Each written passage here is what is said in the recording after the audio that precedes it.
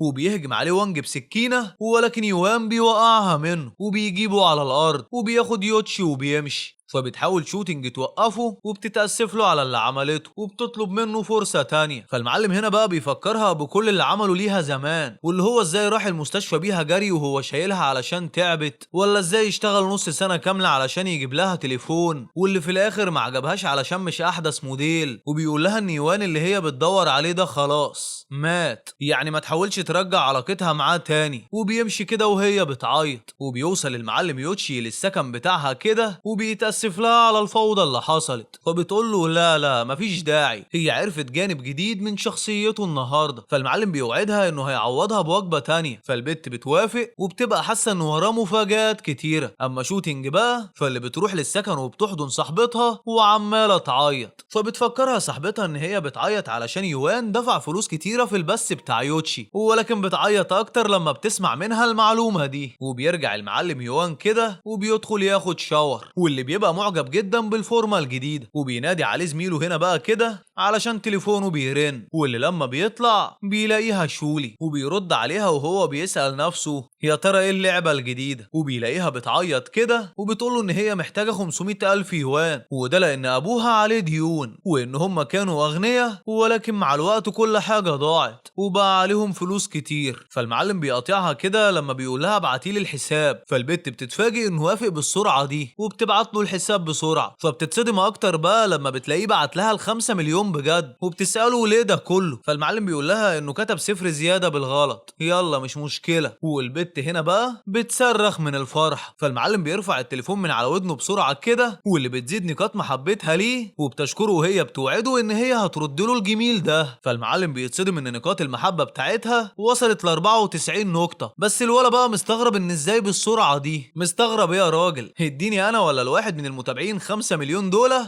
هو انا احبك يا عم بنسبة 1000% مش 95 بس. والمعلم هنا بقى بيحتار، واللي هو هل يعترف بمشاعره ولا لا. واللي في الاخر كده بيقرر يكمل في لعبة الواد التقيل اللي ماشي فيها. وتاني يوم بقى بيبقى مع اصحابه، واللي بتجيله شوتنج باكل كده. فبيقول اصحابه بعصبية هي ايه الشمس طلعت من الغرب؟ واللي فجأة بتيجي شولي كمان باكل. والمعلم يوان بيقف في وسطهم كده محتار. واللي علشان تكمل بقى بتدخل عليه يوتشي باكل. يلا هي كملت. وبيقلق البنتين منها هنا كده بما انها يعني اجمل منهم، واللي بتبقى جايبه اكل بيحبه. فالمعلم بيسالها عرفت منين اني بحب الاكله دي؟ فبتقول له ان هي خمنت. فالمعلم بياخدها منها وبيشكرها جدا، وطبعا وهو منبهر بذكائها وان هي ازاي من وجبه واحده بس مع بعض عرفت تحدد ذوقه بسهوله. وبتقول له مفيش داعي انك تشكرني، الاهتمام بالتفاصيل اهم حاجه في الحب. مش عارفه ازاي حد يقول انه بيحبه وهو حتى ما فكرش في الاكل اللي بيحبه ولا بيحب ايه ومش بيحب ايه. وبتطلع علبه كده وبتقول له دي هديه مني. فالمعلم اصحابه بيتصدموا هنا بقى كده بان يوتشي نفسها هي اللي بتقدم له هديه كمان. لا ومش اي هديه، ده تليفون من احدث نظام. وبيتعصب البنتين منها هنا كده بقى علشان هزمتهم، واللي بيبصوا عليها كده وهم ماشيين مع بعض ومندمجين بقى في الكلام واخر حلاوه. واللي بتقعد البت شوتنج على الارض بقى كده بزعل وهي مستغربه، واللي هو ازاي اتغير كده كل ده في كام يوم بس. وبتقول لها شولي احنا محتاجين نتكلم مع بعض. فبتتعصب شوتنج هنا عليها. فشولي بتقول لها لا احنا دلوقتي المفروض نتحد مع بعض ضد يوتشي دي. اما عندي يوان بقى فاللي بيقف يبص على يوتشي كده وبيستغرب تصرفاتها معاه، وان نقاط المحبة ليه بقت 40 نقطة بس، ومع ذلك جابت له هدية برضه. فبتلاحظ انه وقف وبتسأله اتأخرت ليه؟ فالمعلم بيقول لها مفيش جاي وراكي. وبتمشي كده وهو بيقف يفكر في طريقة يوقعها في حبه اكتر. وبتجيله رسالة كده من مجموعة من الاغنياء واللي عرفوه من البث، وطبعا بيحاولوا يستغلوه. وبيقول له واحد منهم احنا عندنا فيلا عايزين نبيعها. فبيسألوا عن موقعها وبيتصدم لما بيعرفوا، وده علشان المكان ده غالي جدا وبيقرر يشتريها ليوتشي، واللي هو يمكن تفضيلها ليه يزيد اكتر. وبيتفق مع الراجل ده انه هيروح للموقع ده يشوفها. فالراجل ده بيتفاجئ انه وافق وطلع غني فعلا، وان هم كانوا فاكرينه نصاب. فبيقول له واحد من اللي موجودين لسه هنتأكد هو نصاب ولا لا لما يجي، ولو فعلا غني صداقتهم معاه هتبقى منفعة ليهم. اما بقى عند المعلم يوان فاللي بياخد يوتشي كده لمكان الفيلا، والبت بتستغرب هو جايبهم هنا ليه وبتسأله عن السبب. ولكن قبل ما يرد عليها بيخرج الراجل اللي المفروض يبيع لهم الفيلا ده، واللي بيبقى شايف ان يوان شكله عادي جدا ومش غني، وبيسلم عليهم وبياخدهم يوريهم الفيلا. وهنا بقى يوتشي بتفهم ان يوان جاي يشتري فيلا، واللي بتبقى مصدومة، واللي هو علشان فيلا زي دي اكيد تكلفتها عشرات الملايين. وبيسأل يوان الراجل عن سعرها، فالراجل بيقول له 60 مليون، وبيبقى عامل حسابه ان لو يوان فاصل معاه هينزل السعر ال50.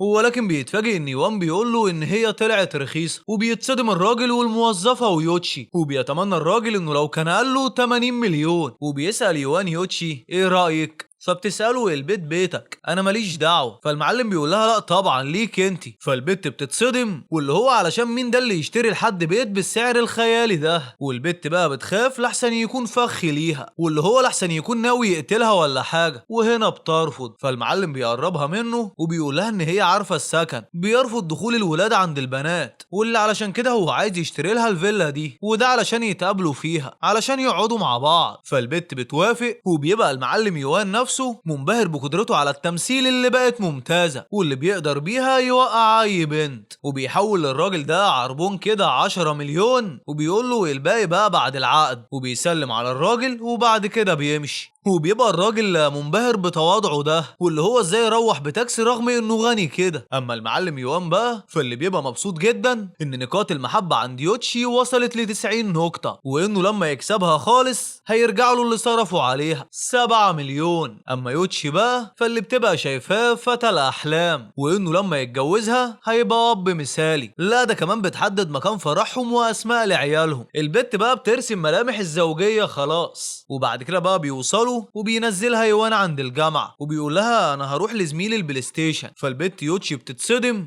انه مشي كده من غير ما يعترف لها بحبه. وبعد كده بقى بيروح للمكان ده وبيلاقي اصحابه وبيروح يحجز لنفسه، فبيتفاجئ بشولي هناك وبيسألها انت بتعملي ايه هنا، فبتعرفه ان ده مكان ابوها وبتشكره لان بسببه هو سددوا الدين اللي عليهم. واللي بتبقى محتارة تقدم له مشروب ايه ولا ايه، واللي فجأة كده بيدخل واحد عليهم وبيسألها عن الفلوس اللي على ابوها وانها اديتهم 5 مليون اخر مرة، يعني لسه فاضل فايدة 15 مليون. فالمعلمة بتقول له لا دي كده سرقة. فالولا بقى بيقول لها يا اما تدفعي يا اما تيجي تشتغلي في الملهى الليلي وساعتها هتسددي لنا برضه. واللي بيمسكها من ايديها كده ولكن يوان بينقذها منهم، فبيأمر الرئيس بتاعهم رجالته ان هم يهاجموه ولكن هو بيضربهم كلهم. وطبعا ده تحت صدمة اصحابه، واللي هو من امتى وهو كويس كده في القتال، وبيجري الزعيم هو ورجالته. والمعلمة شولي بتحضنه وبتشكره على انه انقذها، واللي بيوصل اعجابها بيه هنا كده ل 95 نقطة، والنظام بيبارك له وبياخد منها كده 530 ألف. يا سلام على المكافآت. والمعلم بيقرر هنا بقى يشوف ايه المكافآت اللي هياخدها المرة دي، بس هنا بقى بتقاطعهم شوتينج واللي بتدخل كده على منظرهم وهم حاضنين بعض وبتتخانق مع شولي، وده علشان هم ما اتفقوش على كده. وبيتدخل اصحاب يوان هنا كده وبيبعدوهم عن بعض وبيقعدوا يهدوهم. اما المعلم يوان فبيجري من المكان، واللي بيبقى ماشي كده وهو بيفكر ازاي يلاقي بنت جديدة علشان يربطها بالنظام، وان هو خلاص خلص 2 ويوتشي هي كمان قربت توصل للنهاية. بس هنا بقى كده بتقاطعوا بنت واللي بتطلب منه يبعد من الملعب بتاعهم، وده علشان يعرفوا يكملوا لعب. فالولا بقى بتعجبه شراستها دي وبيقرر يعلقها وبيقول لها ممكن تضيفه على الويشات وهو هيبعد. فبيقاطعهم ولد بيقف قصادها كده واللي بيجي يمنعه وبيقول له دي حبيبتي يالا، وان ده نفس الشخص اللي كان بيضربه علشان كان بيطارد شوتينج زمان. فالمعلم بيقرر يطنشه دلوقتي وبيبص للبنت اللي النظام بيربطها بيه واللي بيبقى اعجابها بيه 22 نقطة، ولكن هي فعلا بتبقى مرتبطة وبتشجع كمان حبيبها في السباق اللي عنده، واللي بيبقى فايز على الكل لحد بقى ما بيعدي من جنبه يوان كده زي الصاروخ.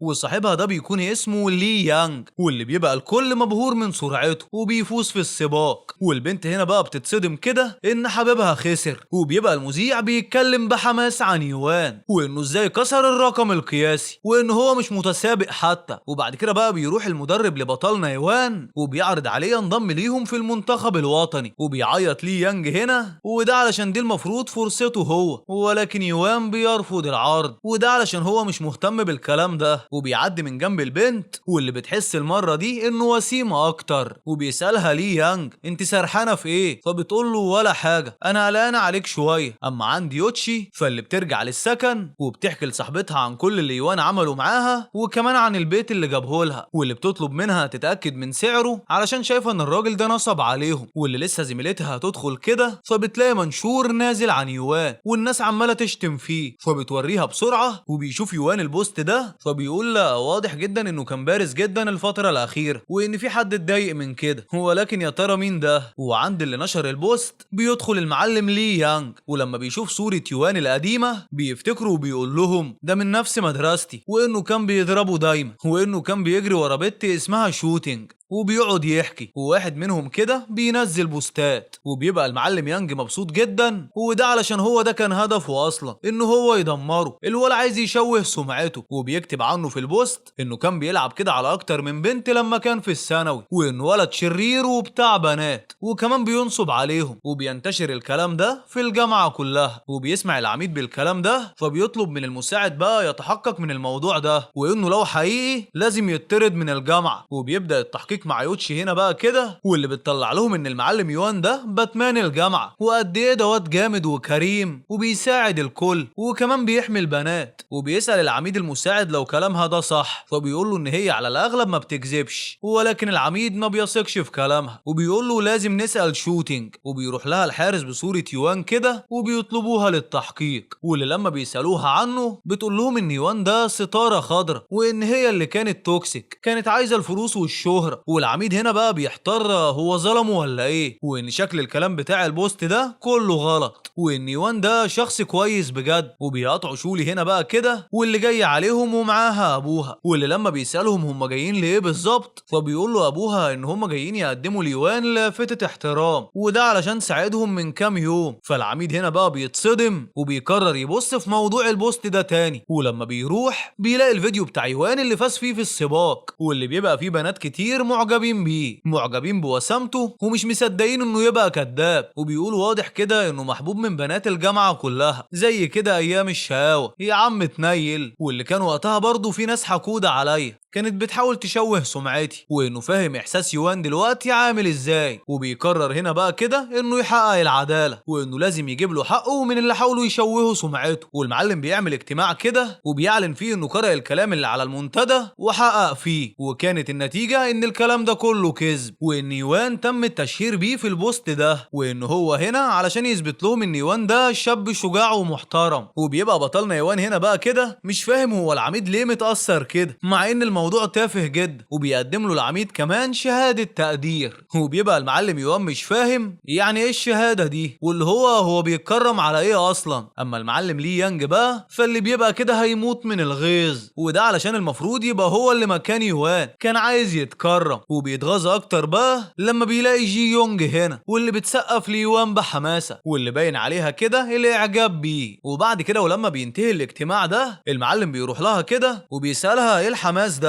وهي بتسقف ليه، فبتقول له انت عبيط ده يوان، وان هي معجبة بيه زيها زي بقية البنات، معجبين بكم الحاجات الحلوة اللي عملها وحتى بفوزه في السباق. فالمعلم لي يانج ده بيتعصب عليها وبيمسكها من ايديها وبيرفض كلامها ده، وان يوان ده ما هزمهوش. فالبت بتعيط وبتقول له سيب ايديا انت كده بتوجعني. فالمعلم بقى بيقعد يشتم في يوان قدامها وبيخوفها اكتر، وبيقول لها انا عندي عربيه، يوان بتاعك ده عنده ايه؟ وبيعدي من جنبهم يوان كده بقى وهو ماسك تليفونه، وبيقول لواحد في التليفون ما تجيش بالعربيه الغاليه، تعالى بالعربيه العاديه. ولكن لما بيطلع بيلاقي الراجل صاحب الفيلا جايب عربيه غاليه جدا. فالمعلم بيقول له انه لسه بيقول له يجي بعربيه عاديه، ايه العربيه دي؟ فالمعلم بيتاسف له وبياكد له ان المره الجايه هيجي بالعربيه اللي يحبها. وبيدخل المعلم يوان كده وبتبص جي يونج لي يانج وبتقول له بما انه ما بيثقش فيها يبقى من الاحسن ينفصلوا عن بعض. فالمعلم بيرفض ولكن هي بتصر على كده، والمعلم بيروح مع التاجر بقى كده وبيوثق عقد الفيلا وبيدفع للتاجر الفلوس اللي باقيه، وبعد كده بقى بيمشي من المكان. واللي بيبقى ماشي كده وهو بيستخدم العقد كمروحه وبيفكر يشتري ايه ليوتشي علشان يجمع ال 95 نقطه. واللي بيلاقي رسائل كده في الجروب بتاع الاغنياء، والمعلم لما بيبص بيلاقي ان التاجر هو اللي بيكتب لهم عنه وانه ازاي يقدم فيلا ب 60 مليون هديه لبنت. فبيسالوا واحد منهم ايه هو مش عايز يشتري عربيه؟ فبيقول له ايوه، والمعلم بيقول لنفسه حلوه اكيد العربيه دي هتعجبها. والمعلم بعد كده بقى بيروح يقابل صاحب المعرض السيد تشاو، واللي بيعرفه بنفسه كده وبيديله الكارت بتاعه. والمعلم يوان بيشوفه وبيعرف انه من عائله كبيره، وبياخده تشاو كده بنفسه علشان يوريله العربيات. وبيبقوا الموظفين مستغربين واللي هو مين ده اللي تشاو نازل يقابله بنفسه. وتشاو بيقول له اهو عندك كل العربيات الفاخره. فالمعلم يوان بقى بيطلب منه عربيه كده من نوع البوغاتي، واللي بالتحديد بوغاتي دراجون. فالمعلم تشاو بقى بيتصدم، وده علشان دي مفيش منها غير 20 واحده بس في العالم كله، وسعرها كده حوالي 160 مليون. فالمعلم بيقول له لو مش عندك يبقى كده مفيش حاجه مميزه عندك ياخدها، وبيسالوا عن نوعين تانيين. وبيبقى المعلم تشاو هنا بقى مش ملاحق على الصدمات، وده علشان كلهم اغلى من بعض، وبيقول له ان العربيات اللي عندهم من 2 ل 8 مليون. فبيقول له لا احنا كده بعيد قوي، واضح ان المعرض بتاعك ده لسه صغير.